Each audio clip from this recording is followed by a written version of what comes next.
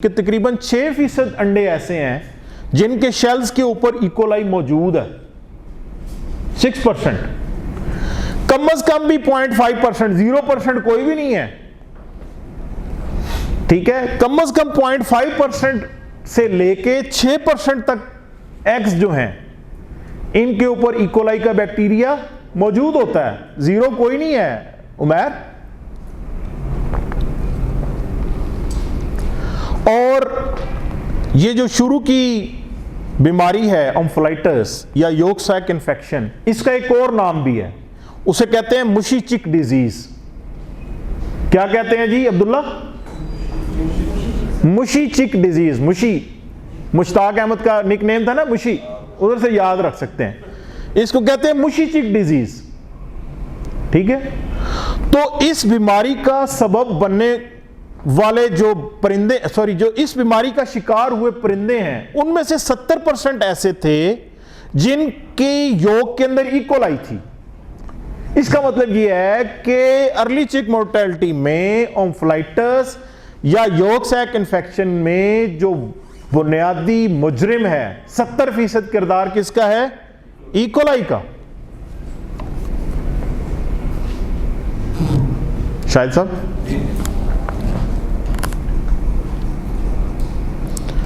और अगर आपको फ्लॉक की परफॉर्मेंस ठीक चाहिए है तो पहले हफ्ते की जो मोर्टेलिटी है ना जी, ये रिकमेंडेड है, that should be less than 1%। अगर मोर्टेलिटी 1%, वैसे क्या जी आजकल मोर्टेलिटी की क्या रेशियो है जी पहले वीक के अंदर?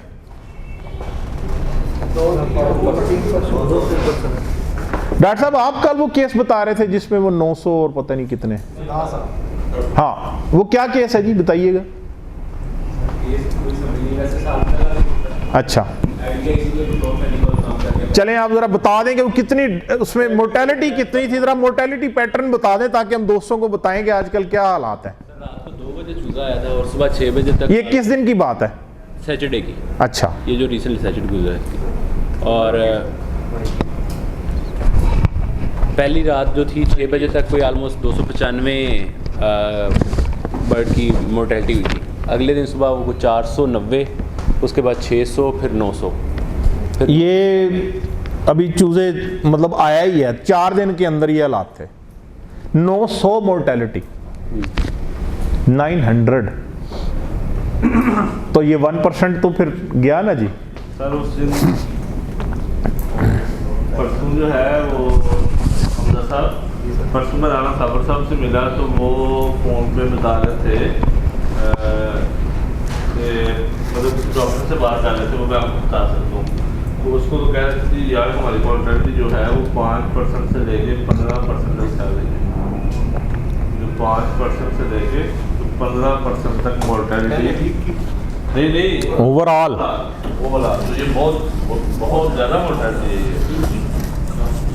और फिर उसके डॉक्टर से हम मिले जो फार्म से वो डील करते हैं, तो वो जेंटामाइसिन और पुलिस्टीन का इंजेक्शन हर फ्लाक वो 2 दफ़ा लगा रहे हैं। अब अंदाजा लगाएं। लेकिन उसके बावजूद इतनी मोर्टेलिटी फेस कर रहे हैं। यस, और जब हम हस्बेंड्री पढ़ते हैं ना जी, तो उसमें बताया जाता है कि मोर्टेलिटी जो है ना वो 2% से ज़्यादा नहीं होनी चाहिए। अगर आपको एक सक्सेसफुल फ्लॉक पालना है ना जी, तो उसमें मोर्टेलिटी 2% से ज़्यादा नहीं होनी चाहिए। लेकिन हम आने वाली प्रेजेंटेशंस के अंदर आपको कुछ मोर्टेलिटी के ट्रेंड्स और पैटर्न्स भी बताएंगे। ठीक है जी। अच्छा जी, इसको समझने से पहले, यानी यॉर्क सैक इन्फेक्शन को समझने से पहले हमें अंडे के अंदर होने वाले अवामिल को समझना पड़ेगा और अंडे के स्ट्रक्चर को समझना पड़ेगा। ये एक जो है वो फर्टाइल एग है और उसके अंदर ये चूज़ा बनने का जो अमल है इसको दिखाया गया है। ये आप देख सकते हैं कि ये शेल है एग का, ठीक है, और ये यॉर्क है ये वाली, और ये जिसके अंदर ये यॉर्क है, जिस थैली के अंदर, उसको कहा जाता है यॉर्क सैक। ठीक है जी, ये यॉर्क सैक है और ये एम्ब्रियो है, यानी ये चूज़ा बन रहा है। ये जो सारा है ये चूज़े का जिस्म जो है वो बनता चला जा रहा है। अब होता क्या है कि ये अभी जिस्म बन रहा होता है, बन चुका होता है, तो इस योग का थोड़ा सा हिस्सा जो है वो बाकी रह जाता है। ठीक है, कि ये जो अंडा है ये टूटता है और उसमें से चूज़ा बाहर आ जाता है। ये नॉर्मली ये प्रोसीजर होता है। और ये योग जो है लिखा हुआ है ना, रिच इन न्यूट्रिएंट्स, यानी ये इसके अंदर इसकी जो ग़िज़ाइयत है ये बहुत ज़्यादा है। ठीक है, और ये रिच सोर्स है कि इसके ऊपर बैक्टीरिया या इकोलाई अपनी ग्रोथ कर सकें, ये उनको मीडिया प्रोवाइड कर देती है। ठीक है जी। अच्छा, अब हम देखते हैं कि इसकी अलामात क्या हैं। अलामात में सबसे पहले तो एम्प्टी क्रॉप, यानी बर्ड जो है वो भूखे रहते हैं, या उनकी जो क्रॉप है या उनका जो मैदा है छोटा पोटा वो खाली हो जाता है। ये प्रेजेंटेशन ना मैं आपको ग्रुप के अंदर PDF सूरत में अभी इंशाल्लाह रात को शेयर करके जाऊंगा। दोस्त तस्वीरें ना बनाएं, नोट्स लेने हैं तो वो लें, ठीक है, तो तस्वीरें ना बनाएं बेशक। जिसका जो गॉल ब्लैडर है वो बड़ा हो जाता है, पित्ता जो है, ब्लैक बटन ऑन बेली, जो पेट है वहां पर ब्लैक बटन की अपीयरेंस होती है। Abdomen is swollen and yolk is seen after removing skin. आगे तस्वीरें भी आ रही हैं कि ये जो इसका एब्डोमेन है, इसका पेट जो है वो सूज जाता है, और जो ही स्किन को उतारें तो आपको नीचे से जर्दी नजर आती है।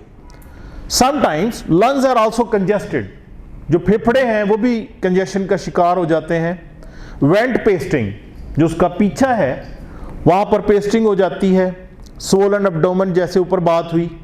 और बाज़ जो उसके नेवल है वहां से पानी जो है वो बाहर आ रहा होता है। और कुछ जो चिक्स हैं वो जब चलने की कोशिश करते हैं तो वो चल नहीं पाते हैं, वो बस लेटे ही रहते हैं, उनमें चलने की जो सलाहियत है वो ख़त्म हो जाती है। ये इसकी अलामात हैं। अच्छा, ये अगर आप देखें, ये एक न्यूली हैच चिक है, आप देख सकते हैं, और ये उसकी नेवल है। ये वाला जो पोर्शन आपको रेड कलर का नज़र आ रहा है, ये वाला, ये इसकी नेवल है। ये ऐसी जगह है कि जहां से जो जरासीम है वो बर्ड के अंदर घुस सकते हैं। मदर साहब, इस जगह से, ये जो रेड वाला नजर आ रहा है आपको, ये ज्यादा जरा विजिबल है जी? अच्छा, अब इसकी जो सिम्टम्स हैं या पोस्टमार्टम लीजन्स हैं उसके ऊपर बात करते हैं। आपको बहुत सारी अलामात इनमें से देखने को मिलती होंगी, लेकिन मैं इनको ना एक्सप्लेन करना चाहता हूं आप दोस्तों के सामने, क्योंकि ये तस्वीरें जो हैं ये भी मैंने किसी अच्छी एक किताब से ली हैं। इसको एक्सप्लेन करना जो है वो बहुत ज़रूरी है। आप देख सकते हैं कि ये योक सैक इन्फेक्शन है। एक 4 दिन का चूज़ा है लेग हॉर्न चिकन का, उसके अंदर ये योक सैक इन्फेक्शन है। ठीक है यार, ये आगे भी चला जाता है। आप देख सकते हैं कि ये जो योक सैक है ये थोड़ी डिस्टेंडेड है, बड़ी हो चुकी है, और इसमें एबनॉर्मल ये जो वाटरी कलर है, वाटर जो है ब्राउन कलर का, ये इसके अंदर भरा हुआ है। ठीक है, ये एक सिम्टम है। दूसरी सिम्टम अगर आप देखें जिसके ऊपर आज हम बात करेंगे वो है एयर सैक डिजीज। जो इसके एयर सैक्स हैं आपको नजर आएंगे, ये एक 20 दिन का चूजा है। ठीक है, ये 20 दिन का चूजा, उसके अंदर जो है ये एयर सैक डिजीज है। अच्छा, इसका ताल्लुक हमारी योक सेप्टिसीमिया के साथ नहीं है, लेकिन अगली आने वाली बीमारी के साथ इसका ताल्लुक जरूर है। जस्ट इसको नोट कर लीजिए कि ये एयर सैक डिजीज भी इकोलाई काज करता है। फिर ये आप देख सकते हैं कि ये प्लूरोनिमोनिया है, एयर सैकुलाइटिस का बाइस बना हुआ है, और ये एक टिपिकल एक केस है एम्फोलाइटिस का। इसमें जैसे पिछले स्लाइड में बात हुई कि जो ही आप स्किन को उतारते हैं तो आपको योक नजर आती है, और ये 30 दिन का चूजा है। और अगर आप माइक्रोस्कोप के नीचे देखें सेल्स को, तो यहां पर आपको कुछ ये नॉर्मल सेल्स नजर आ रहे हैं, ये वाले जो खाली हैं। ठीक है, और जो सेल्स इकोलाई से इन्फेक्टेड हैं वो ऐसे भरे भरे नजर आएंगे आपको। ये सारे इकोलाई से इन्फेक्टेड हैं, ये नॉर्मल है, ये इकोलाई से इन्फेक्टेड है। ठीक है, ये पेरिटोनाइटिस, साल्पिंजाइटिस है, ये वही तस्वीरें हैं एम्फोलाइटिस की। अच्छा, ये हमारे टॉपिक से ज़रा थोड़ा हट जाएगा, लेकिन ये भी मैं बताता जाऊं कि इकोलाई की वजह से जोड़ों की सोजिश भी होती है जी, एयर सैक डिजीज भी होती है, आज हम उसके ऊपर भी बात करेंगे, और पेरिटोनाइटिस भी होती है। यस, ये वो टिपिकल तस्वीरें हैं जिसको हम जर्दी का इन्फेक्शन कहते हैं, जिसमें आप देख सकते हैं कि ये जर्दी आपको नज़र आ रही है, ये इस तरीके से ये परिंदे मरे पड़े, और ये उसका पेट जो है ये फूला हुआ है, सूजा हुआ है, इस तरीके से इसके अंदर जो है ना ये जर्दी नज़र आ रही है, स्वेलिंग हुई हुई है। और ये जो योक है ये चूंकि रिच सोर्स ऑफ न्यूट्रिएंट्स है, यहाँ पर जो माइक्रोब्स हैं वो बड़ी तेज़ी के साथ ग्रो करते हैं। अच्छा, जो दूसरी बीमारी जिसके ऊपर हम बात करना चाहते हैं वो है एयर सैकुलाइटिस। एयर सैकुलाइटिस कहा जाता है इन्फ्लेमेशन ऑफ एयर सैक्स। अब अगर हम बर्ड्स के रेस्पिरेटरी सिस्टम की बात करें, बड़ी अहम बात बताने जा रहा हूं। सबसे पहले तो कोई बंदा मुझे बता सकता है कि रेस्पिरेटरी सिस्टम के कितने फंक्शंस हैं ऑक्सीजन और कार्बन डाइऑक्साइड से हटके? यस, चलें हम इसको थोड़ा रिपीट करते हैं और आपको ये बताते हैं कि रेस्पिरेटरी सिस्टम कितना अहम है। जी 200 जी 200 क्या समझ नहीं आई? मैंने पूछा था कि रेस्पिरेटरी सिस्टम के कितने फंक्शंस हैं? 200 फंक्शंस हैं। चले, अल्लाह करे इतने ही हो, जो अभी तक नाउन है वो हम बताते हैं। ऑक्सीजन का मुहैया करना, कार्बन डाइऑक्साइड का निकालना, रिलीज ऑफ हीट, जैसे डॉक्टर साहब ने बताया। परिंदों के अंदर ये एबिलिटी नहीं है कि उनके जिस्म के ऊपर स्वेट ग्लैंड्स हों और वो पसीना निकाल के अपनी गर्मी को, अपना जो हीट है उनका, उसको डिसिपेट कर सके। इसलिए वो रेस्पिरेटरी सिस्टम के जरिए मुंह खोल के सांस लेते हैं जी, हाँफते हैं। फिर इसका यह भी काम है कि ये डिटॉक्सिफिकेशन ऑफ केमिकल्स के अंदर भी इन्वॉल्व है रेस्पिरेटरी सिस्टम।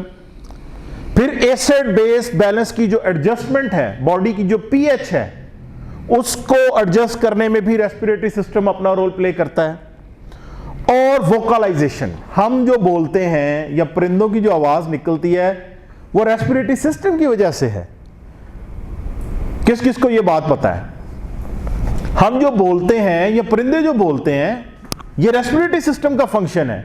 बेसिकली हम जब आवाज बाहर निकालते हैं तो हमारी जो सांस है ये जब बाहर निकलती है तो वो जो हमारा वो लेरिंक्स है वहां पर जो आवाज पैदा करने के लिए वोकल कार्ड है वो वहां से आवाज पैदा करती है। तो परिंदे भी जो बोलते हैं या उनकी आवाजें आती हैं तो ये भी रेस्पिरेटरी सिस्टम का फंक्शन है।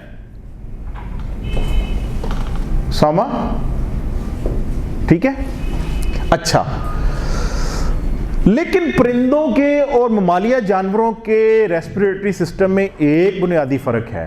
अल्लाह ताला ने परिंदों को चूंकि उड़ने के लिए बनाया है, ठीक है, हमारी मुर्गी उड़ती तो नहीं है लेकिन इसकी साख्त चूंकि ये कभी उड़ती रही है, ठीक है, तो इसके जो रेस्पिरेटरी सिस्टम है ये भी तकरीबन वैसा ही है। और ये ऐसा अल्लाह ताला ने इसलिए बनाया है कि परिंदों को ज्यादा ऑक्सीजन की जरूरत होती है और उस ऑक्सीजन को स्टोर करने के लिए अल्लाह ताला ने इनको स्पेशल एयर सैक्स दिए हैं, हवा की थैलियां दी हैं। 9 एयर सैक्स हैं। पहला जो एयर सैक है वो आपको नजर आ रहा है, ये क्लेविकुलर एयर सैक इसको कहते हैं, ये वाला। उसके बाद सर्वाइकल एयर सैक्स हैं, ये पेयर की शक्ल में है, एक इधर है एक इधर है। फिर एंटीरियर थोरेसिक है, एक इधर है एक इधर है। फिर आपको पोस्टीरियर थोरेसिक नजर आ रहे हैं और आखिर पर ये एब्डोमिनल एयर सैक्स हैं। तो परिंदों का और मैमल्स का, ममालिया जानवरों के रेस्पिरेटरी सिस्टम में क्या फर्क है जी? अल्लाह ने इनको, चिकन को 9 एयर सैक्स दिए हैं। मदर साहब कितने जी? 9 एयर सैक। एक जो है वो सिंगल है, बाकी जो 8 है वो पेयर की शक्ल में है, ठीक है जी। और ये अल्लाह ताला ने इसलिए दिए हैं कि ये एक्स्ट्रा ऑक्सीजन को अपने साथ स्टोर कर सके, क्योंकि जब बर्ड फ्लाई करते हैं दे नीड मोर ऑक्सीजन। जब हाइट पे आप जूं जूं जाएंगे ऑक्सीजन लेवल कम होता जाता है ना। तो अल्लाह ताला ने ये निजाम इन परिंदों को दिया है। क्या बात है कहने की, है जी, कैसा सिस्टम बनाया अल्लाह ने, कैसा फिट है कि परिंदों को एक्स्ट्रा एयर स्टोर करने के लिए। लेकिन ब्रायलर बर्ड्स के लिए ये एयर सैक ही मुसीबत की जड़ बन चुके हैं। ठीक है, वो भी हम देखेंगे कि उसकी क्या वजह है।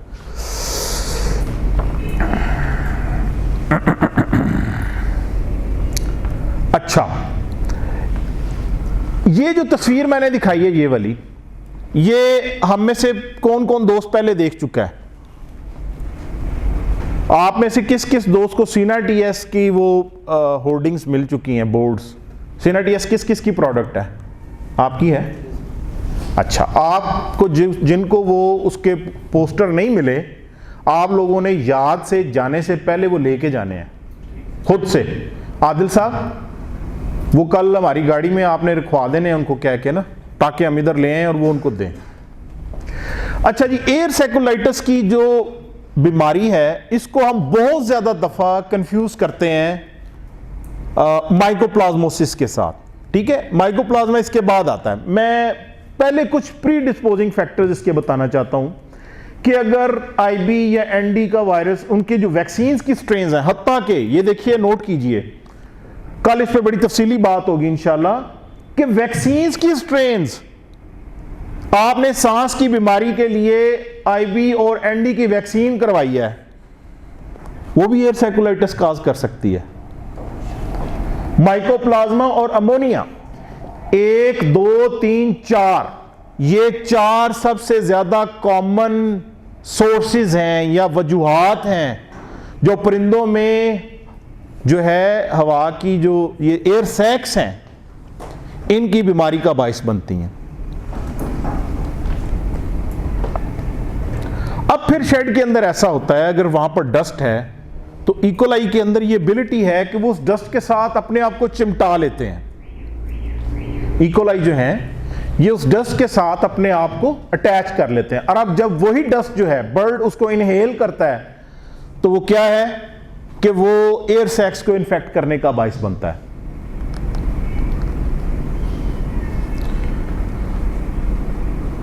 अब अगर ऐसी हवा, अगर आपको थोड़ा सा चिकन के रेस्पिरेटरी सिस्टम के बारे में 1-2 बातें और बताना चाहता हूं। अगर आप मेहरबान, बड़ी तवज्जो चाहिए होगी।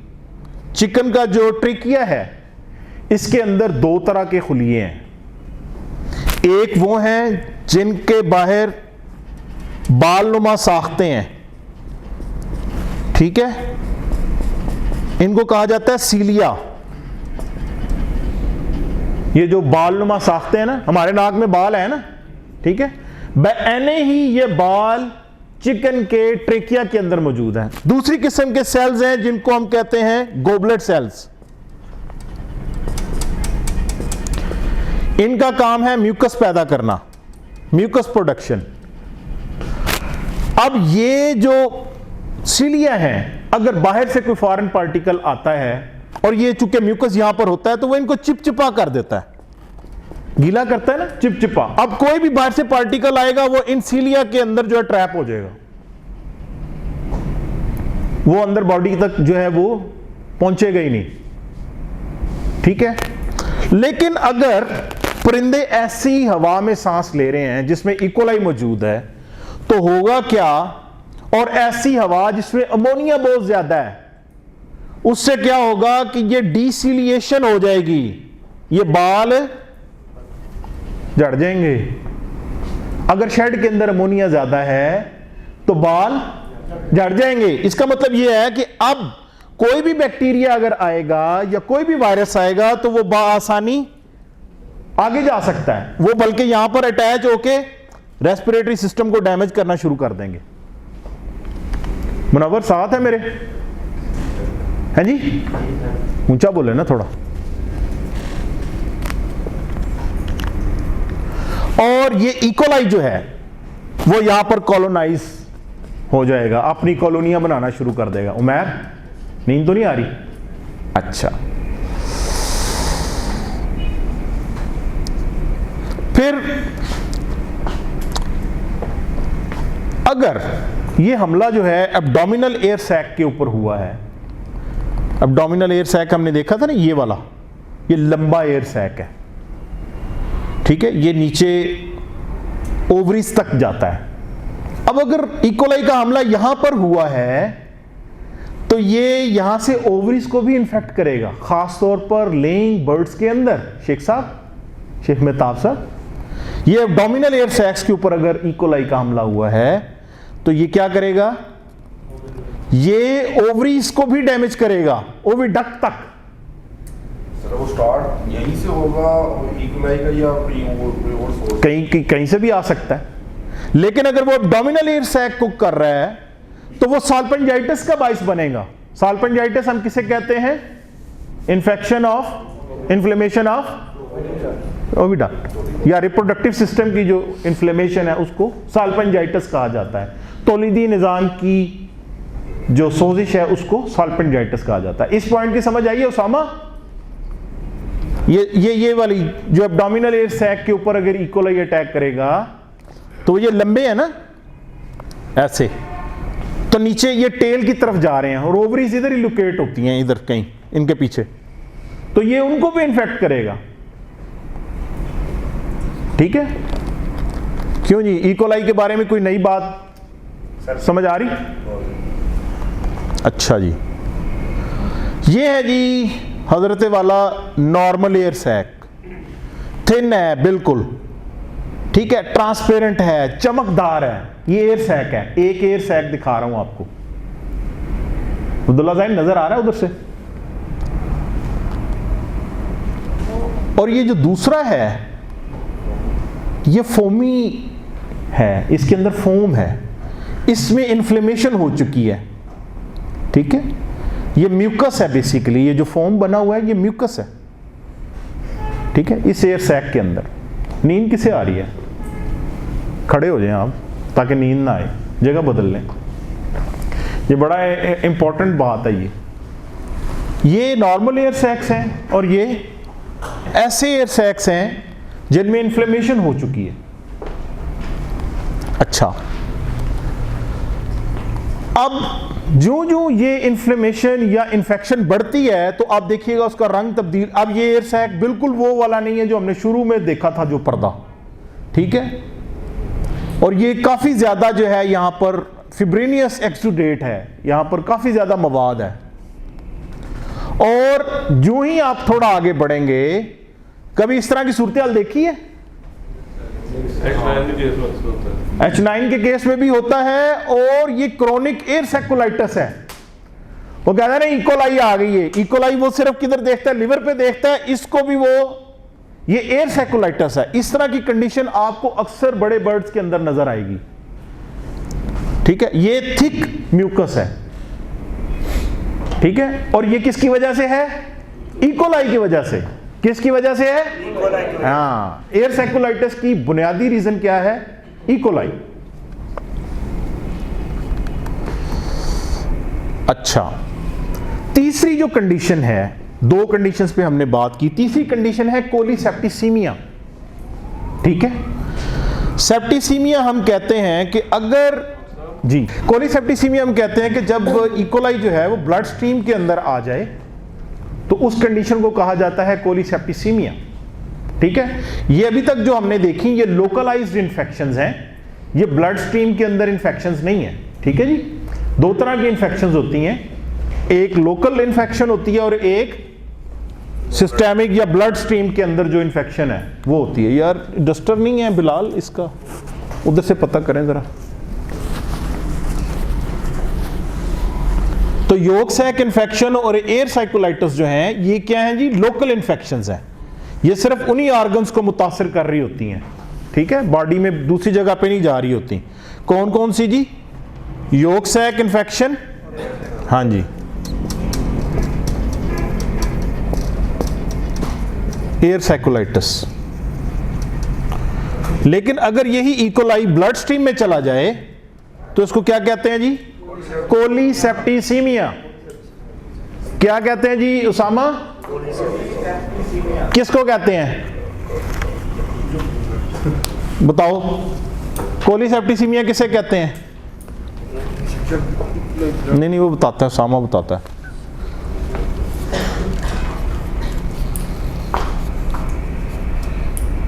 इकरामुल्लाह आप बताएं। जब इक्वलाई ब्लड स्ट्रीम के अंदर चला जाता है तो उसकी वजह से जो होता है उसको हम पॉलीसेप्टिसिमिया। जब इकोलाई का जो बैक्टीरिया है ये ब्लड स्ट्रीम के अंदर आ जाए तो इसे क्या कहते हैं, आप बताओ। हाँ, उसे कहते हैं कोलीसेप्टिसीमिया। ठीक है, और इसकी कुछ स्टेजेस हैं। एक पहली स्टेज जो है वो एक्यूट सेप्टिसीमिया है, फिर सब एक्यूट पोलीसिरोसाइटिस है, और तीसरी जो स्टेज है वो क्रोनिक ग्रैनुलोमेटोस इन्फ्लेमेशन है।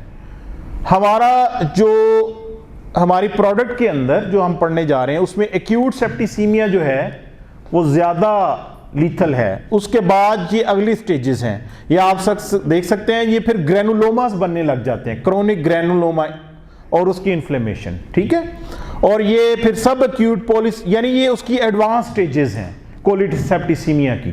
तो लेकिन हमारा जो ताल्लुक है, ब्रॉयलर जो है वो बेचारा इससे आगे तो जिंदा नहीं रहता। ठीक है, ये कोई अगर लंबे अरसे तक जिंदा रहने वाले परिंदे हैं, अगर उनका लॉन्ग एक्सपोजर हो इस कोलीसेप्टिसीमिया से ब्लड के अंदर चला जाए तो ये एडवांस स्टेजेस भी आती हैं। ब्लड के अंदर इकोलाई का मौजूद होने को कहते हैं कोलीसेप्टिसीमिया। ठीक है, और उसकी जो पहली स्टेज है उसको क्या कहते हैं, एक्यूट सेप्टिसीमिया। ठीक है, उसकी अगली जो स्टेजेस हैं, इसका ताल्लुक चूंकि ब्रॉयलर के साथ नहीं है, इसको हम ज्यादा डिस्कस नहीं करेंगे। फिर पेरिकार्डाइटिस है। यस, आमतौर पर इसमें कोलीसेप्टिसीमिया, अगर ब्लड के अंदर इकोलाई मौजूद है तो जो बरसा है वो आमतौर पर नजर आता है कि या तो वो एट्रोफिक है यानी सुकड़ गया है, या वो सूजा हुआ है, गंबोरो नहीं है। हम देखते हैं ना बाजुकात ब्लड स्ट्रीम के अंदर अगर इकोलाई मौजूद है, उसकी एक अलामत ये भी है कि जो बरसा है, बरसा फेब्रिशियस, वो समटाइम नहीं, ऑफन, अक्सर औकात या तो वो बहुत छोटा हो जाता है या इन्फ्लेम्ड हो जाता है, थोड़ा बड़ा, ऐसे लगता है कि जैसे गंबोरो आ गई है, लेकिन गंबोरो की बाकी अलामात नहीं होती। इसका सीधा सीधा ये मतलब है कि हमारे बर्ड के ब्लड के अंदर क्या चल रहा है जी, कोलीसेप्टिसीमिया। तो डिफर कैसे होता है? वो फिर दूसरी अलामात आती है ना आईबीडी की। ठीक है, उसमें अलामात और बढ़ जाती हैं, मोर्टेलिटी रेट बढ़ जाता है, फिर थाइस के ऊपर वो आते हैं, हेमरेजेस आते हैं। ठीक है, उसकी काफ़ी सारी अलामात हो रहे हैं। अच्छा जी, अब हम चलते हैं अपने अगले टॉपिक की तरफ। चलें जी आगे। जी जी, ब्लड स्ट्रीम का हिस्सा बने बगैर क्या लोकल इन्फेक्शन पॉसिबल है? सॉरी, ब्लड स्ट्रीम का हिस्सा बने बगैर क्या लोकल इन्फेक्शन पॉसिबल है? ब्लड स्ट्रीम का हिस्सा बने बगैर लोकल इन्फेक्शन नहीं, पॉसिबिलिटी नहीं है। ये जो मैंने आपको बताया ना, ये बेसिकली सिस्टेमिक इन्फेक्शन है। ठीक है, ये पूरी बॉडी के अंदर जाएगा, फिर ये किसी भी ऑर्गन को जो है ना जी इफेक्ट कर सकता है। ठीक है, सल्फोनामाइड्स बुनियादी तौर पर बहुत बड़ी क्लास है एंटीबैक्टीरियल ड्रग्स की। ठीक है, तो हम थोड़ा सा इसके बारे में जानेंगे, इसके बारे में फैली हुई गलतफहमियों के बारे में और इसके इस्तेमालात के बारे में हम आज बात करेंगे। ठीक है, इसको कैसे इस्तेमाल किया जाता है। सल्फोनामाइड्स की अगर बात करें तो ये this were the first effective chemotherapeutic agents to be use systematically for the prevention and cure of bacterial infection in humans. यानी सबसे पहले जो इनका जो यूजेज था वो ह्यूमंस के अंदर जो है वो आया, और ये बेसिकली पहले इफेक्टिव कीमोथेरेपेट, यानी ये केमिकल्स हैं। ठीक है, नेचुरल प्रोडक्ट्स नहीं हैं ये। ठीक है, जो पेनिसिलिन्स हैं, ठीक है, या फॉस्फोमाइसिन है, ठीक है, वो सारी की सारी नेचुरल प्रोडक्ट्स हैं। कोई बैक्टीरिया उनको प्रोड्यूस करता है, कोई फंगस प्रोड्यूस करती है। ठीक है, जबकि ये जो है ये केमिकल्स हैं, ये सिंथेटिकली बनाए जाते हैं फैक्ट्री के अंदर। इस पे बात आ रही है आगे। अगर हम सल्फोनामाइड के बेसिक स्ट्रक्चर की बात करें तो जैसे एक सांप जो है उसके जहरीला होने के लिए ज़रूरी है कि उसके पास जहर की कितनी थैलियां हैं ना। अगर एक सांप के पास जहर की थैलियां नहीं है तो वो जहरीला नहीं है, ठीक है। लेकिन लोग जो है हार्ट अटैक से मर जाते हैं उसके डर की वजह से। ऐसे ही सल्फोनामाइड्स का जो बुनियादी स्ट्रक्चर है ना जी, वो ये है, ये वाला, ये जो चौखटे के अंदर आपको नजर आ रहा है ना, ये इसका बुनियादी खाका है, ये इसका बुनियादी ढांचा है। और ये जो आर आपको नजर आ रहा है ना जी, ये इसके आगे आप कुछ भी लगाते चले जाएं, ठीक है। एक कोई चीज लगा लें, दूसरी लगा लें, तीसरी, तो इस तरह ये जो क्लास है इसमें हंड्रेड्स ऑफ प्रोडक्ट्स बन सकती हैं। लेकिन बुनियादी बात क्या होनी चाहिए, ये चीज होनी चाहिए। केमिस्ट्री की जुबान में इसको कहा जाता है अमाइड। ये जो है ना, ये वाला बेंजीन रिंग और इसके ऊपर ये NH2 का लगाओ, टेक्निकल लोगों के लिए बता रहा हूं। बेंजीन रिंग के साथ अगर NH2 लगाओ तो ये अमाइड ग्रुप कहलाता है, फंक्शनल ग्रुप है। और ये अगर इसके साथ सल्फर की बॉन्डिंग है तो ये सल्फोनामाइड है, ठीक है।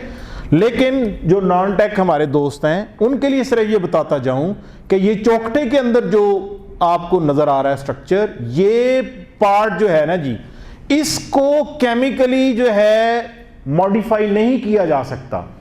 इसको छेड़ेंगे तो एंटीबैक्टीरियल एक्टिविटी खत्म हो जाएगी। सल्फोनामाइड्स बैक्टीरिया को मारने की सलाहियत सिर्फ किस वजह से रखते हैं, इस स्ट्रक्चर की वजह से। अच्छा, अब कोई दोस्त ये ना समझे कि मेरे पास सल्फोनामाइड्स नहीं है, सीनेट या स्केडी मेरे कोल है, क्या पता फ्यूचर में आ भी जाए, ठीक है। तो इसको समझने की जरूरत है। अच्छा जी, तो ये वाली जो आर है इसको हम मॉडिफाई कर सकते हैं, ठीक है। ये कुछ भी हो सकता है। ये सल्फोनामाइड को थोड़ा सा हमने इनलार्ज करके आपको जरा बता दिया उसी स्ट्रक्चर को, ठीक है।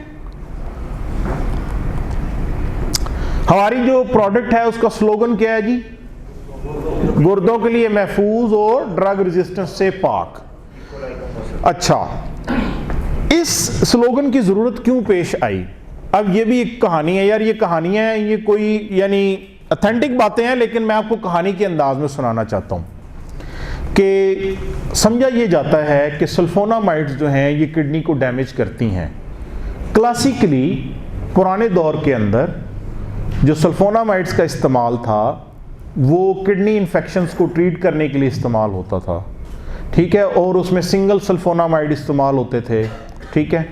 वो क्या करते थे कि वो जाके क्रिस्टल फॉर्मेशन कर देते थे किडनीज के अंदर और उससे किडनीज डैमेज होते थे। दूसरा ये होता था कि बैक्टीरिया उन सल्फोनामाइड्स के अगेंस्ट रेजिस्टेंस बड़ी जल्दी डेवलप करते थे, ठीक है, जिसकी वजह से उनकी एफिकेसी में फर्क आता था, ठीक है। लेकिन मॉडर्न साइंस में सल्फोनामाइड्स को इस्तेमाल करने के कई तरीके दरियाफ्त हो चुके हैं कि इनको कैसे इस्तेमाल किया जाए। तो ये जो हमारी प्रोडक्ट है, हम ये जो कहते हैं ना कि ये गुर्दों के लिए महफूज और ड्रग रेजिस्टेंस से पाक है, इसकी लॉजिक आने वाली स्लाइड्स में मैं आपको दूंगा इंशाल्लाह। इकोलाई से बेहतरीन तहफ़्फ़ुज़ और मौसर इलाज है, ये इसकी कंपोजिशन है। हमें पता है कि इसमें एनरोफ्लॉक्सासिन है। मैं चाहता हूं कि कौन दोस्त इसको पढ़े। नहीं नहीं नहीं नहीं नहीं नहीं डॉक्टर साहब आप पढ़ें, ये क्या लिखा हुआ?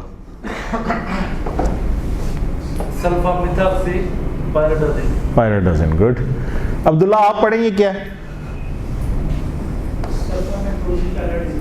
सल्फा पायरिडाज़िन, अच्छा। और कौन दोस्त पढ़ेगा जी? वॉलंटियरली कौन पढ़ेगा? आप पढ़ो उसामा, हाँ आप या आप अब्दुल्ला।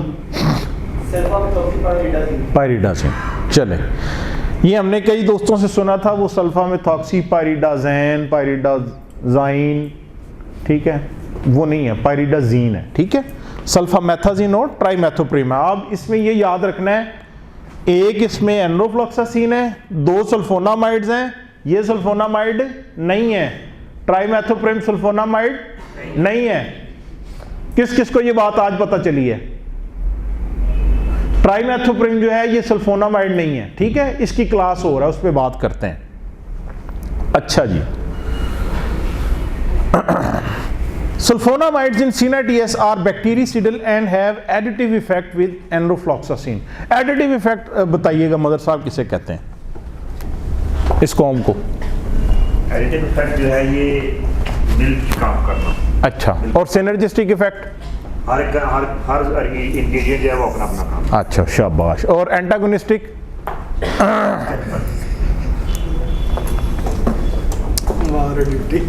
अच्छा जी, डॉक्टर साहब, हमजा साहब आप बताएं एडिटिव इफेक्ट क्या होता है? एडिटिव इफेक्ट से मुराद ये है कि दो जब ड्रग्स काम करती हैं तो उनका इफेक्ट सेम होता है। जिस तरह अलोन ड्रग दी जाती है ना, उसके इक्वल रिजल्ट होते हैं, लेकिन मतलब एक दूसरे की एक्टिविटी को कम नहीं करते। ठीक है, अच्छा। अब्दुल्ला साहब आप बताओ एडिटिव इफेक्ट का क्या मतलब है?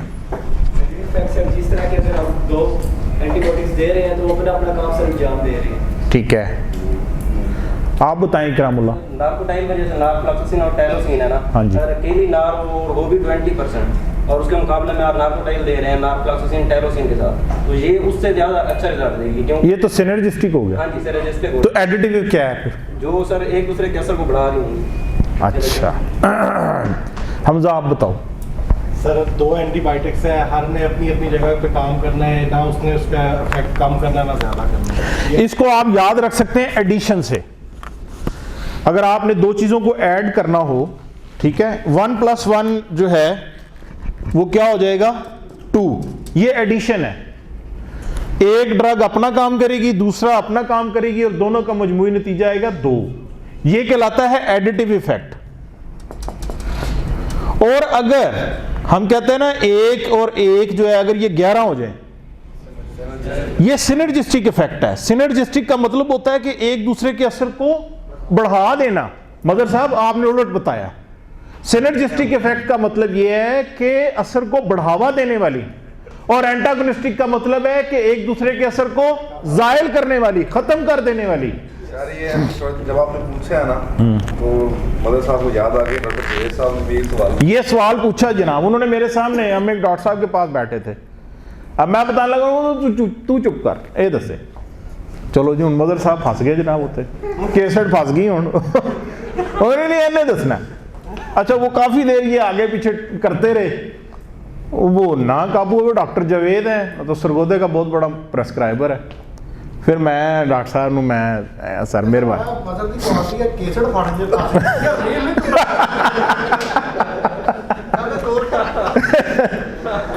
तो इनका क्या है जी, ये एडिटिव इफेक्ट है। एनरोफ्लॉक्सासिन के साथ क्या है, यानी एनरोफ्लॉक्सासिन जो है वो अपना काम करेगी और सल्फोनामाइड्स अपना काम करेंगे।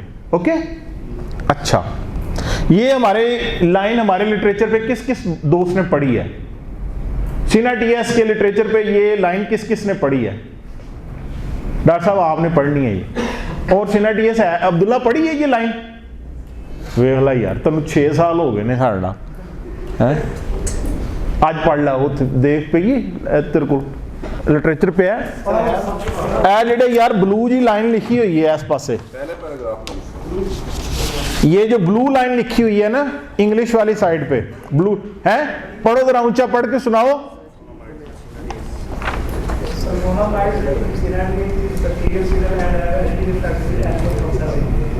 ठीक है जी, और किस किस ने आज ये पढ़ी है? ठीक है, चलें, वेरी गुड।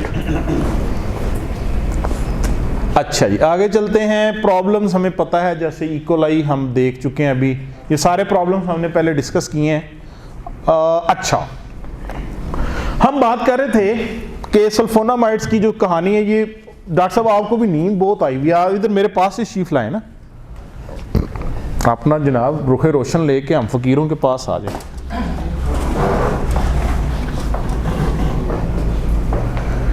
ह्यूमन डॉक्टर्स ये कहते हैं कि अगर आपको सल्फोनामाइड्स इस्तेमाल करवाने हैं ना तो उसके 3 तरीके हैं। ठीक है जी, मैं पहले तीनों तरीके बताऊंगा, उसके बाद हम उसको 1 बाय 1 डिस्कस करेंगे। नंबर 1, यार ये मार्कर कोई अच्छे वाला नहीं है,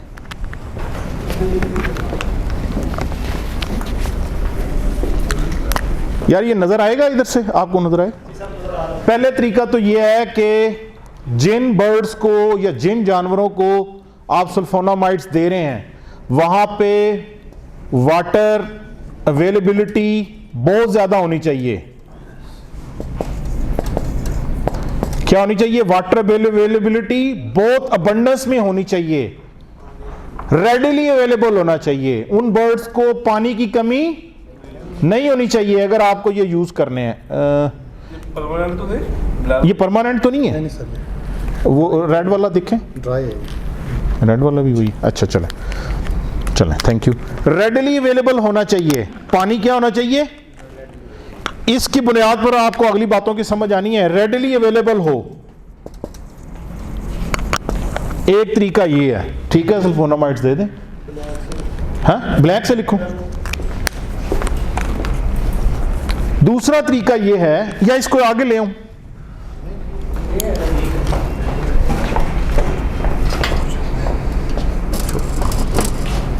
उठा के आगे ले जाना। ये क्योंकि ये अहम बात है, इसको समझना जरूरी है। हाँ है, यस यार, देखा क्या आवाज आई है यार। जाग रही है वहां। दूसरा तरीका ये है कि आप कॉम्बिनेशन ऑफ सल्फोनामाइड्स इस्तेमाल करें। क्या करें जी?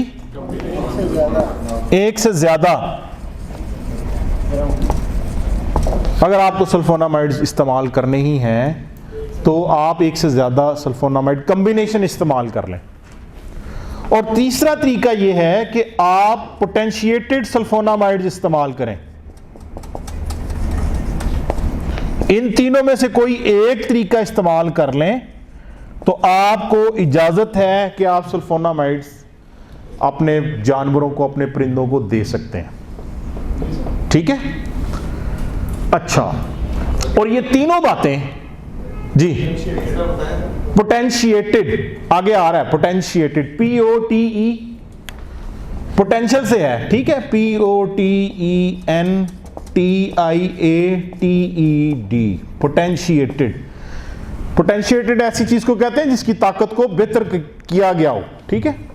तो और ये तीनों बातें जो हैं ये लिखी हुई हैं मर्क वेटरनरी मैनुअल में। मर्क वेटरनरी मैनुअल जो है उसे वेटरनरी की दुनिया में बाइबल का दर्जा दिया जाता है। ये इतनी ऑथेंटिक किताब है। उसमें सल्फोनामाइड्स के चैप्टर में जो ऑथर है उसने ये तीनों मेथड्स लिखे हैं, ठीक है। अच्छा, अब आते हैं हम कि हमें क्या करना है ना यार, ये कैप किस मार्कर की है, हमें क्या करना चाहिए, हमारी प्रोडक्ट जो है वो क्या है। पहले हम नीचे से शुरू करते हैं पोटेंशिएटेड सल्फोनामाइड से कि ये क्या है।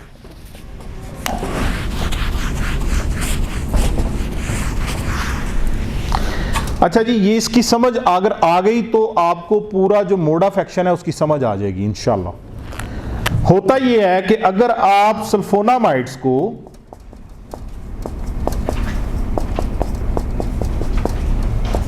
मिक्स करें, एक क्लास है एंटीबायोटिक्स की जिसको कहा जाता है डाई अमाइनो पायरिमिडीन्स,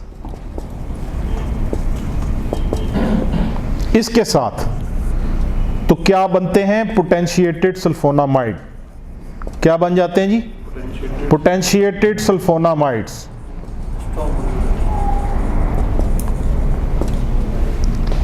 हमारे पास जो डाई अमीनोपिरिमिडीन क्लास है, इसके ग्रुप से जो मेंबर है उसका नाम है ट्राइमेथोप्रेम।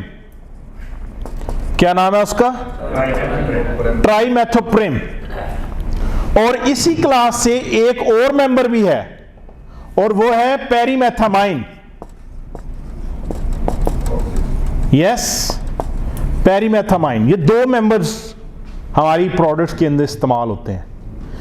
तो डाइअमीनोपिरिमिडीन एक क्लास है, जिस तरह पेनिसिलिन क्लास है, जिस तरह क्यूनोलोन्स क्लास है, जिस तरीके से मैक्रोलाइड्स क्लास है, माइनोग्लाइकोसाइड्स हैं, इसी तरीके से डाइअमीनोपिरिमिडीन्स जो हैं, this is also a class of antibiotics और इसके अंदर हमारे पास ट्राइमेथोप्रिम शामिल है। तो सल्फोनामाइड्स को अगर आप किसी डाइअमीनोपिरिमिडीन के साथ मिक्स करेंगे तो क्या बनेगा? पोटेंशिएटेड सल्फोनामाइड। क्या बनेगा जी? पोटेंशिएटेड सल्फोनामाइड। अच्छा,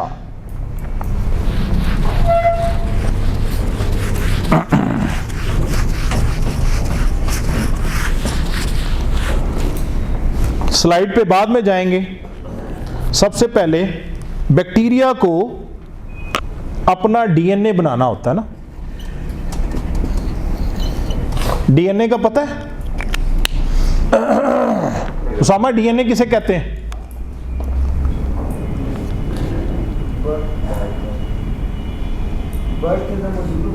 हाँ, क्या होता है लेकिन? मदर साहब बताएंगे। DNA ribo nucleic acid. Ribo nucleic acid नहीं यार, आप बताएं नजम।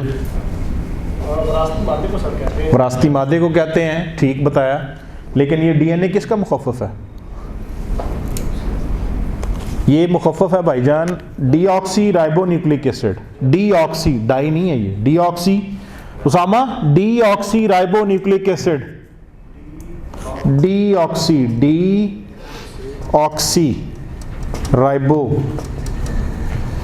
अब हमारा ज़्यादा टाइम ये बेसिक चीज़ों पे लगेगा ना, प्रोसेस तो इतना मुश्किल नहीं। डीऑक्सी राइबो न्यूक्लिक एसिड इसे कहते हैं। और ये विरासती मादा है, इससे बैक्टीरिया अपनी नस्ल आगे बढ़ाते हैं। ठीक है, इसको पैदा करना होता है उन्होंने। और इसको पैदा करने के लिए बैक्टीरिया साहब को ज़रूरत है फोलिक एसिड की। किसकी ज़रूरत है जी? फोलिक एसिड की। फोलिक एसिड जो है ये, हम ज़रा रिवर्स चेन में जा रहे हैं, ये बनता है टेट्राहाइड्रोफोलिक एसिड से। टेट्राहाइड्रोफोलिक एसिड से। और टेट्राहाइड्रोफोलिक एसिड कहां से आता है? ये आता है डाईहाइड्रोफोलिक एसिड से।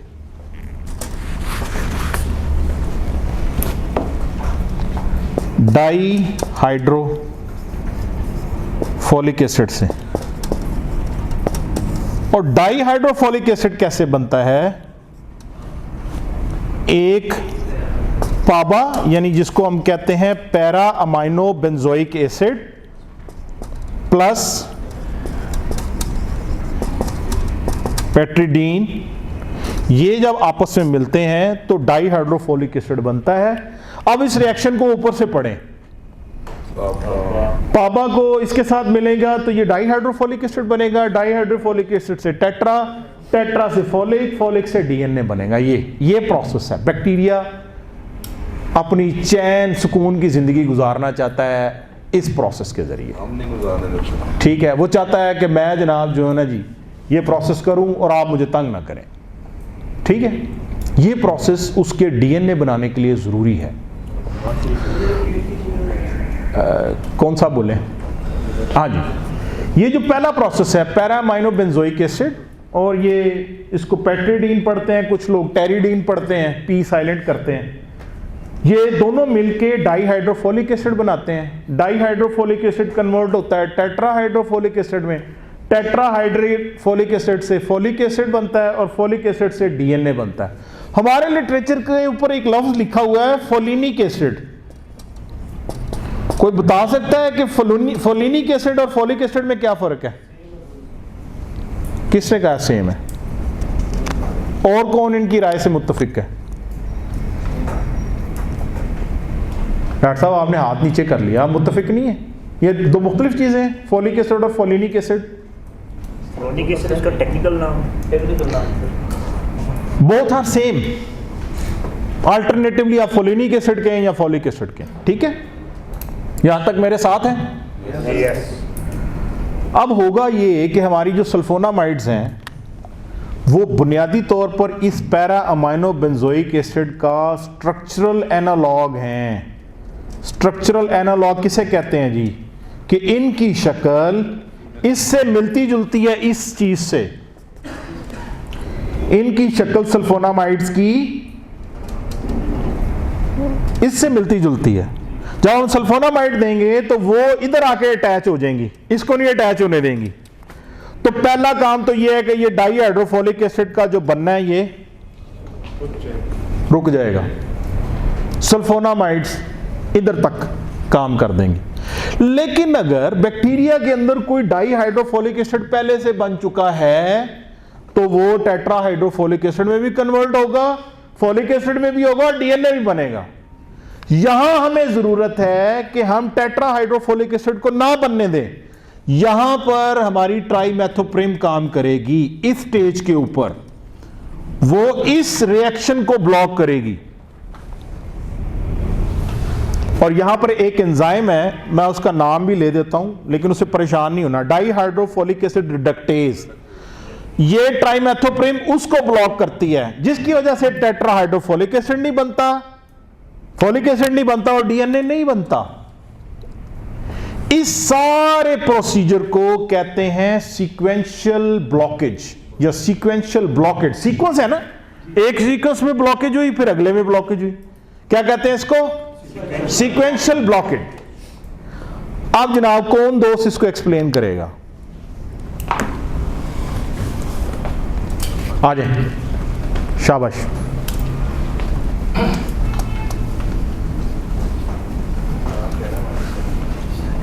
मैंने स्लाइड्स पे अभी मैं नहीं गया हूं, आ जाए जी जनाब। इकोलाई के बैक्टीरिया को बढ़ने के लिए जरूरत होती है डीएनए। डीएनए जो है उसको आगे अपनी रेप्लिकेशन करने के लिए फॉलिक एसिड की जरूरत होती है। फॉलिक एसिड जो है वो बनता है टेट्राफॉलिक एसिड से, टेट्राहाइड्रोफोलिक एसिड से, और टेट्राहाइड्रोफोलिक एसिड जो है वो डिहाइड्रोफोलिक एसिड से बनता है, डाइहाइड्रोफोलिक एसिड से। तो डाइहाइड्रोफोलिक एसिड जो है वो पापा और पेट्रिडीन के साथ मिलकर जो है वो डाइहाइड्रोफोलिक एसिड बनते हैं। तो हमारे प्रोडक्ट में जो सल्फोनामाइड्स हैं वो एंटीलॉग्स हैं पापा के। तो पापा क्या है ये? एनालॉग है, स्ट्रक्चरल एनालॉग है, मिलते जुलते हैं पापा के। तो वो जब है इस जगह पे जुड़ जाते हैं तो वो उससे जो है वो डिहाइड्रोफोलिक एसिड जो है वो नहीं बनते, डाइहाइड्रोफोलिक एसिड वो नहीं बनते।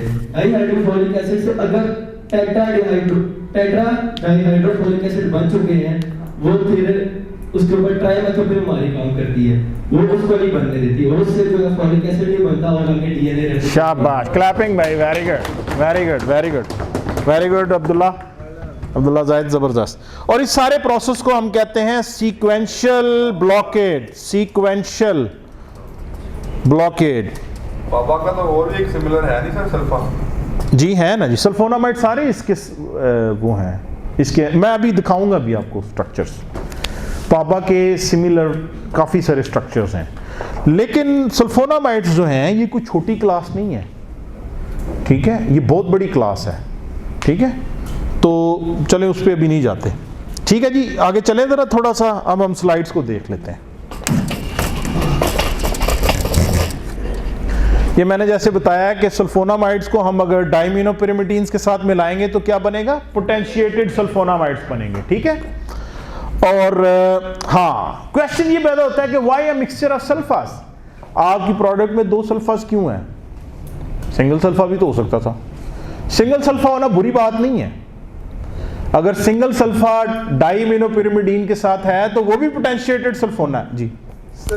बिकॉज जिस तरह आपने बताया कि सिंगल सल्फा जब भी आप यूज करेंगे तो वो किडनी पे अफेक्ट करेगा, एक रीजन। दूसरी रीजन ये है कि जब भी आप सल्फोनामाइड्स का मिक्सचर इस्तेमाल करते हैं तो दोनों एक दूसरे की सॉलेबिलिटी को बढ़ाते हैं, केमिकली एक दूसरे को सपोर्ट करते हैं कि सॉलेबिलिटी बेहतर हो, और यही वो चीज है जो उनको किडनी पे इफेक्ट होने से रोकती है, ठीक है। इसीलिए a combination of sulphonamide is more water soluble than a single drug at the same total concentration, इसलिए मिक्सर यूज किया जाता है। अच्छा, ये वो रिएक्शन है जो अभी मैंने ड्रॉ किया आपके सामने कि ये पैरामाइनोबेंजोइक एसिड है और ये पेट्रिडीन है, साथ ग्लूटामिक एसिड मिलता है, ये डाइहाइड्रो, ये खैर फॉलिक एसिड ही है, एक स्टेप मैंने मिस किया था, डाइहाइड्रोफोलिक एसिड, उससे टेट्राहाइड्रोफोलिक एसिड और डीएनए। सल्फोनामाइड्स इस पॉइंट के ऊपर काम करती हैं और वो इस रिएक्शन को डाइहाइड्रोफोलिक एसिड बनने से रोकती हैं, ठीक है। और हमारी जो, अच्छा अब स्ट्रक्चरल एनालॉग को समझिएगा अब्दुल्ला, ये बड़ी तवज्जो की जरूरत है। पैरामाइनोबेंजोइक एसिड का स्ट्रक्चर देखें जी जरा, सिमिलरली नाइट्रोजन है, सिमिलरली ये बेंजीन रिंग है, ठीक है, और हमारी सल्फोनामाइड का स्ट्रक्चर देखें, तकरीबन मिलता जुलता स्ट्रक्चर है जी, रिंग मिलता है ना, और ये भी मिलता है, अमोनियम आयन भी मिलता है, ये जो NH2 है ये भी मिलता है, ये वाला। इधर से ही ये सारा रिएक्शन धोखा खाता है कि इसने जाकर, ये पहला रिएक्शन है, ये नॉर्मल है, पेट्रिडीन मिलेगा पैरामाइनो बेंजोइक एसिड के साथ, ये नॉर्मल रिएक्शन है ना, ये फॉलिक एसिड बन रहा है। लेकिन जब यहां पे सल्फोनामाइड अटैच होगी पेट्रिडीन के साथ, तो ये देखें फर्स्ट एंजाइम फूल्ड, ठीक है, और अल्टीमेटली ये फॉलिक एसिड नहीं बनने देगी। ये है अब्दुल्ला ज़ाहिद स्ट्रक्चरल एनालॉग, शक्ल का मिलते जुलते होना। अगर आपका जुड़वा भाई हो, ठीक है, और घर में आप जो है अम्मी अबू तो पहचानते होंगे, तो कोई और बंदा जो है ना जी, उसके लिए डिस्टिंक्शन करना मुश्किल हो। जुड़वा लोग देखे ना आपने, ठीक है जी। ये वो ट्राइमेथोप्रिम का मोड ऑफ एक्शन है यहां पे, ठीक है। आगे चलते हैं। ये हम थोड़ा सा उसको मजीद एक्सप्लेन किया गया है। पाबा को डाईहाइड्रोफोलिक एसिड बनने का ये पहला स्टेप है, ठीक है। सल्फा प्रोडक्ट्स जो हैं वो इस पहले स्टेप को रोकती हैं, ठीक है। और ये दूसरा स्टेप है जिसमें टेट्राहाइड्रोफोलिक एसिड बनता है। तो सल्फोनामाइड्स इधर इसको ब्लॉक कर देंगी, और जो ट्राइमेथोप्रिम है वो इस दूसरे रिएक्शन को स्टॉप कर देगा, जिसकी वजह से ये टेट्राहाइड्रोफोलिक एसिड नहीं बन पाएगा, ठीक है जी। अच्छा जी, अब मैं ज़रा क्विकली आगे चलता हूँ, इसको छोड़ देते हैं। सर एनरू का क्या रोल? बताया तो है, यस, नहीं वो उसका मोड ऑफ एक्शन नहीं मैंने बताया, वो मैं बता देता हूँ। अच्छा, अब जो सिनाडी, मैं उस पर आता हूँ अब्दुल्ला, उसको ज़रा ठहर के, मैं जो बात करना चाह रहा हूँ ज़रा क्विकली उस पर आना चाह रहा हूँ। यस, अच्छा जी, ये इस बात को समझाने के लिए ये मुझे एनिमेशन बनानी पड़ी, और मैंने बनाई कि फॉर एग्जांपल ये ब्लड स्ट्रीम है और उसके अंदर इकोलाई के बैक्टीरिया हैं, और आपको इनको ख़त्म करना है, ठीक है। तो इसके दो मेथड्स हो सकते हैं। फॉर एग्जांपल इसको ख़त्म करने के लिए जो टोटल सल्फा की कंसंट्रेशन चाहिए वो फर्ज कर लेते हैं वो 60 है, ठीक है। तो इसके दो तरीके हैं, या तो आप 60 किसी एक सिंगल सल्फा से दे दें, या दो सल्फोनामाइड्स को मिक्स कर दें, ठीक है। सल्फा 1 30 और सल्फा 2 भी 30। जब ये इधर आएंगे, यानी ये बाहर तो अकेले अकेले हैं, लेकिन जब ये इधर ब्लड में आएंगे तो इनका जो आपस में इनका जो ये सम अप हो जाएगा, इनका ये सारा, ठीक है। काम ये 60 वाला करेंगे, लेकिन जब ये किडनी से निकलेंगे तो ये 30-30 करके निकलेंगे। अब एक ऐसा मॉलिक्यूल जिसका साइज 60 हो, उसका किडनी से पास आउट होना मुश्किल है, कंपेयर्ड विद ऐसे मॉलिक्यूल्स जिनके साइज 30-30 हो। ये बात समझ आई है? इस बात को कहते हैं लॉ ऑफ इंडिपेंडेंट सॉल्युबिलिटी। हर सल्फोनामाइड अपना काम करता है और किडनी से अलग-अलग निकल जाता है, लेकिन जब वो ब्लड के अंदर होते हैं तो वो पहले सल्फोनामाइड को सपोर्ट करता है, उसके साथ सम अप हो जाता है। ये कहलाता है लॉ ऑफ इंडिपेंडेंट सॉल्युबिलिटी, ठीक है।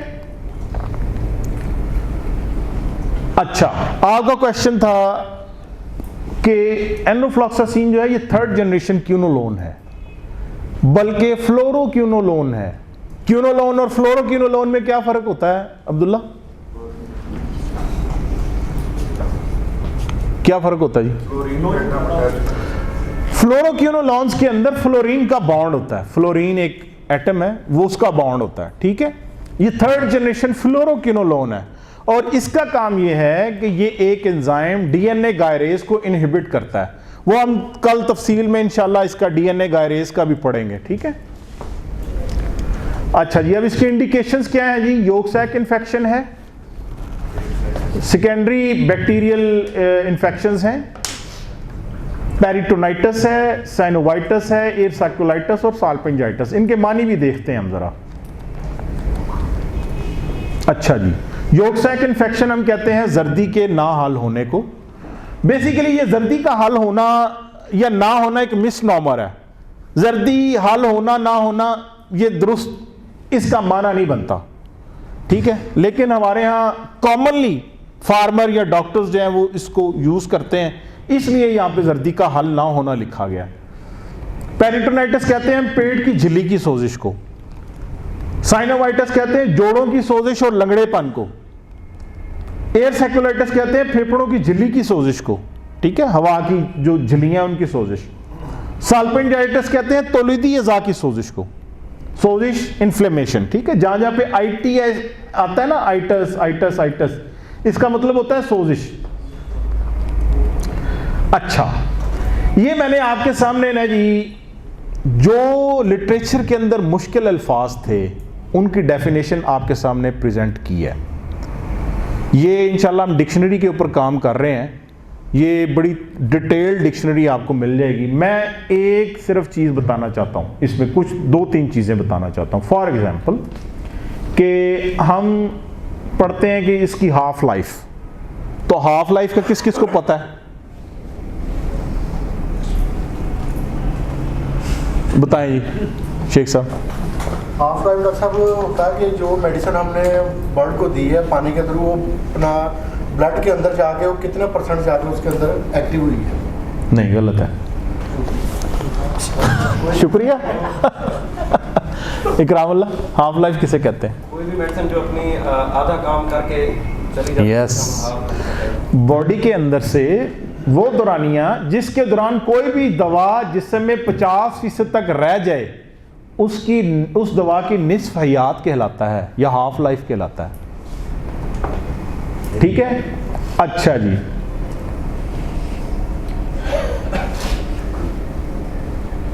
एक आपको और चीज बता देते हैं, यहाँ पे एडिटिव इफेक्ट भी है, एडिटिव इफेक्ट भी लिखा हुआ है। और रीनल डैमेज, गुर्दों को नुकसान पहुंचने के अमल को कहा जाता है। अब ये मुझे बताएं, अगर इस किस्म की आपको एक पूरी बना के दी जाए तो क्या ये लिटरेचर पढ़ना मुश्किल है? ये एक पूरी डिक्शनरी इंशाअल्लाह अजीज हम इधर से फ्री हो लें, हमारा पूरा प्रोग्राम है कि हम दिसंबर में ये लॉन्च कर देंगे हर लिटरेचर की, ठीक है, और उसमें तफसील से चीजें लिखी हुई होंगी। अब ये देखें, इफेक्टिव कंसंट्रेशन, इफेक्टिव कंसंट्रेशन का लफ्ज हमारे लिटरेचर में है, कितने दोस्तों ने पढ़ा है या पढ़ा भी है तो उस पर गौर नहीं किया? इफेक्टिव कंसंट्रेशन का क्या मतलब है जी? किसी भी दवा की जिस वो मौसर मिकदार जो खून में मौजूद बैक्टीरिया की ग्रोथ को रोक सके उसकी इफेक्टिव कंसंट्रेशन कहलाती है। खून दसो, ये पढ़ने तो अगे काम नहीं चला गया। डॉक्टर साहब हमने ये सोचा कि अगर ये लिटरेचर किसी तरीके नहीं पढ़ेंगे तो हम कुछ ना कुछ तो करेंगे, लेकिन इफेक्टिव कंसंट्रेशन नहीं अभी तक लोगों ने पढ़ा। ये देख ले कि कितना गैप है उमैर साहब, ठीक है। ये आपके लिए आपकी वो बन रही है एक किस्म की असाइनमेंट। बहुत अच्छा स्टेप है सर। बात होगा ऐसा होता था मुश्किल बात जब आते थे ना वो छोड़ देते हैं, आप पहले ही छोड़ देते हैं, ठीक है। आप ये देखें बैक्टीरियोस्टेसिस, ठीक है, वो हालत जिसमें बैक्टीरिया की मौत तो वाकई नहीं होती ताहम उसकी ग्रोथ रुक जाती है। एडिफेक्ट, बैक्टीरियसिडल, सिंथेसिस, किसी चीज के बनने के अमल को कहा सिंथेसिस, ठीक है। सीक्वेंशियल ब्लॉकेट, किसी रिएक्शन में तरतीब से होने वाले अवामिल को उसी तरतीब से रोक देने के अमल को कहा जाता है। हमजा साहब, हाँ जी, ये भी ये इसमें मेरा काफ़ी ज़हन लगा इसके ऊपर ना, हाँ जी। और सेकेंडरी बैक्टीरियल इन्फेक्शंस, किसी भी वायरल वबा के बाद आने वाली अब इसमें ऐसे एडमिनिस्ट्रेशन, अब एडमिनिस्ट्रेशन का मतलब ज़हन में क्या आता है?